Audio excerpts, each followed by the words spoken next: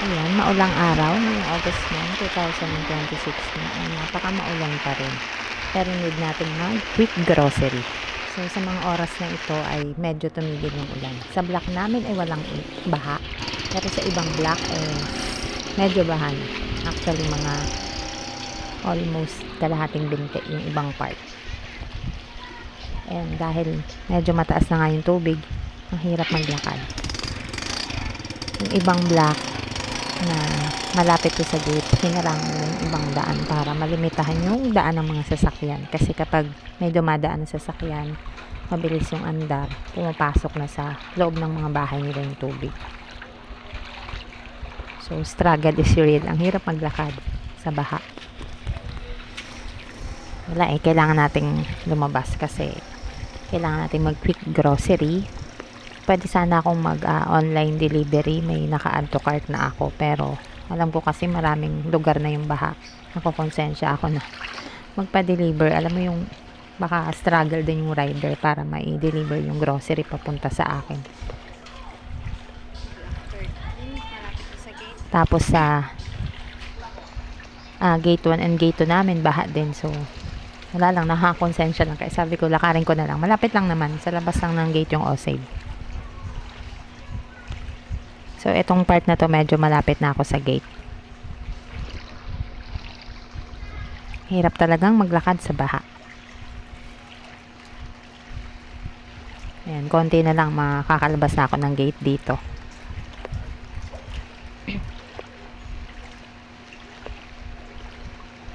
Ayan, baha. Baha is real. Sa gate 1 and gate 2 lang. Medyo mababa yung part na yan. Konting tiyaga lang makakalabas na din ng gate. And kung makikita nyo sa labas ng subdivision ay wala naman pong ulan. Mas mataas yung kalsada kasi sa labas Sorry, walang baha pala. Ayan, medyo papunta na tayo ng ng grocery. Osave. Actually, sa labas ng gate, merong Alphamart and Osave. So, doon tayo sa mas mura ng konti. Tsaka, andun yung mga bibilin ko na frozen sa Osave.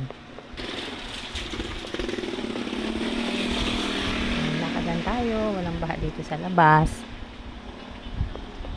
Ayan, may commercial. May kambing dito na biglang lumitaw. Ayan, makita nyo.